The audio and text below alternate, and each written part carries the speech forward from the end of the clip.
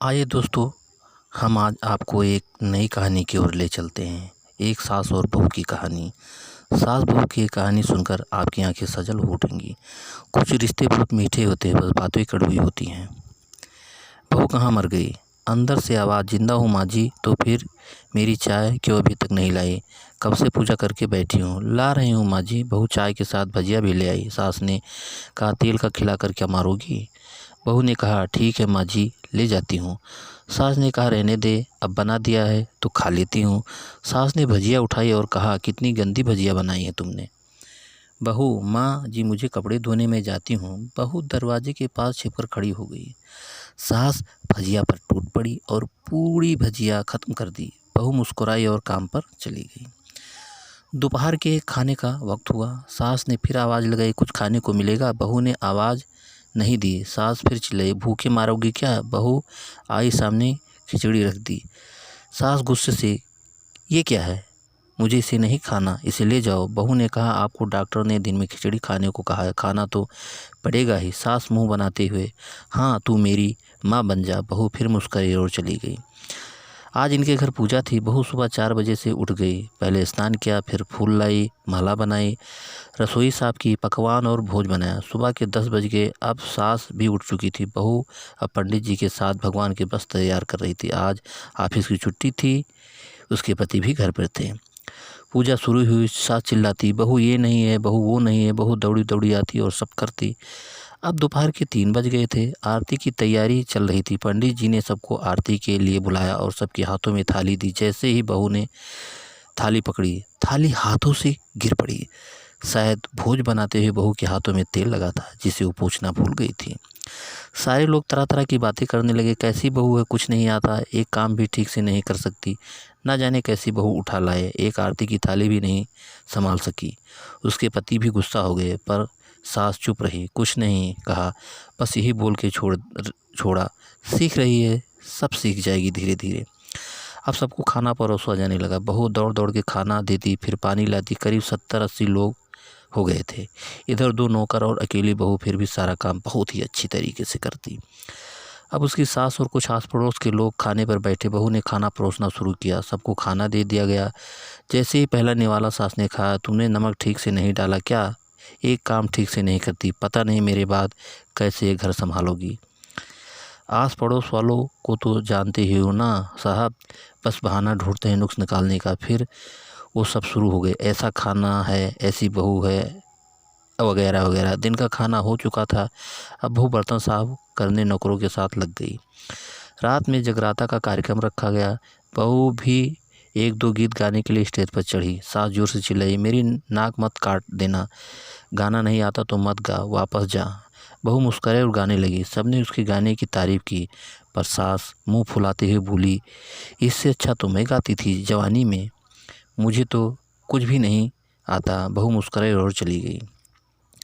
अब रात का खाना खिलाया जा रहा था। उसके पति के ऑफिस के दोस्त साइड में ही ड्रिंक करने लगे। उसका पति चिल्लाता, थोड़ा बर्फ़ लाओ, तो सास चिल्लाती, यहाँ दाल नहीं है। फिर चिल्लाता, कोल्ड ड्रिंक नहीं है, पापड़ ले आओ।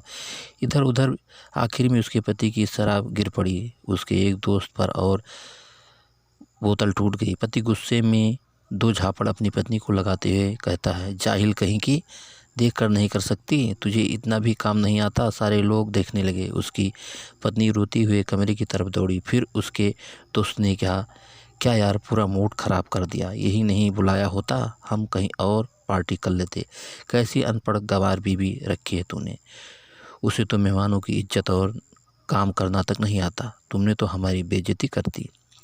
अब आस पड़ोस की औरतों को और बहाना मिल गया। वो कहने लगी, देखो क्या कर दिया तुम्हारी बहू ने, कोई काम की नहीं है। मैं तो कहती हूँ अपनी बेटी की दूसरी शादी कर दो, छुटकारा पाओ इस गंवार से। सास उठी और अपने बेटे के पास जाकर उसे थप्पड़ मारा और कहा, अरे नालायक, तुमने मेरी बहू को मारा, तेरी हिम्मत कैसे हुई, तेरी टांग तोड़ दूंगी। उसके बेटे के दोस्त कुछ कहने वाले ही थे कि उसकी माँ ने घूरते हुए कहा, चुप, बिल्कुल चुप, यहाँ दारू पीने आए हो, जबकि पता है आज पूजा है और तुम्हें पार्टी करनी है। कैसे संस्कार दिए हैं तुम्हारे माता पिता ने, और किसने मेरी बहू को जाहिल बोला, ज़रा इधर तो आओ। चप्पल से मारोगी अगर मेरी बहू को किसी ने शब्द भी कहा तो। अरे पापी, तूने उस लड़की को बस इसलिए मारा कि तेरी शराब टूट गई। पापी, वो बच्ची सुबह 4 बजे से उठी है, घर का सारा काम कर रही है, ना सुबह से नाश्ता किया, ना दिन का खाना खाया, फिर भी हंसते हुए, सबकी बातें सुनते हुए, ताने सुनते हुए घर के काम में लगी रही। तेरे यार दोस्तों को वो अच्छी नहीं लगी, जूते से मारूंगी तेरे दोस्तों को। जो कभी उन्होंने ऐसा कहा, उसके यार दोस्त चुपके से खिसक गए। अब सास बहू के कमरे में गई और बहू का हाथ पकड़कर बाहर लाई। सबके सामने कहने लगी, किसने कहा था अपनी बहू को घर से निकाल के दूसरी बहू ले आना? ज़रा सामने आओ। कोई मेरे सामने नहीं आया। फिर सास ने कहा, तुम जानते भी क्या हो इस लड़की के बारे में? ये मेरी माँ भी है, बेटी भी है। माँ इसलिए मुझे गलत काम करने पर डांटती है और बेटी इसलिए कभी कभी मेरे दिल की भावनाएं समझ जाती है। मेरा दिन रात सेवा करती है, मेरे 1000 ताने सुनती है, पर एक शब्द भी गलत नहीं कहती, ना सामने ना पीठ पीछे। और तुम कहते हो दूसरी बहू ले आओ। याद है ना छुटकी की दादी अपनी बहू की करतूत? सास से ने गुस्से से पड़ोस की महिला को कहा, अभी पिछले हफ्ते ही तुम्हें मियाँ बीबी भूखे छोड़ घूमने चले गए थे। मेरी इसी बहू ने 7 दिनों तक तुम्हारे घर खाना पानी, यहाँ तक कि तुम्हारे पैर दबाने जाती थी, और तुम इसे जाहिल बोलती हो? जाहिल तो तुम सब हो जो कोयले और हीरे में फ़र्क नहीं जानते। अगर आइंदा मेरी बहू के बारे में किसी ने एक लफ्ज़ भी बोला तो मुझसे बुरा कोई नहीं होगा, क्योंकि ये मेरी बहू नहीं, मेरी बेटी है। अब बहू सिसकियाँ लेते हुए फिर कमरे में चली गई। सास ने एक प्लेट उठाई और भोजन परोसा, बहू के कमरे में खुद ले गई। सास को भोजन लाते देख तो बहू ने कहा, अरे माँ जी, आप क्या कर रही हो, मैं खुद ले लेती। सास ने प्यार से ताना मारते हुए कहा, डर मत, इसमें जहर नहीं है, मार नहीं डालूंगी तुझे। मुझे नई सास चाहिए होगी, पर मुझे अभी भी तू मेरे ही घर की बहू चाहिए। बहू ने अपनी सास को रोते हुए गले लगा लिया। सास भी रो दी पहली बार और कहा, चल खाना खा ले। फिर मजाक करते हुए कहा, फिर मेरे पैर दबाने चले आना, और ये ख्याल मन में मत लाना कि सास पैर बोलती है, किसी दिन मैं इसका गला दबा दूंगी, क्योंकि कभी मैं भी यही सोचती थी। दोनों खूब हंसने लगती हैं। कुछ रिश्ते बहुत मीठे होते, बस बातें सिर्फ कड़वी होती है।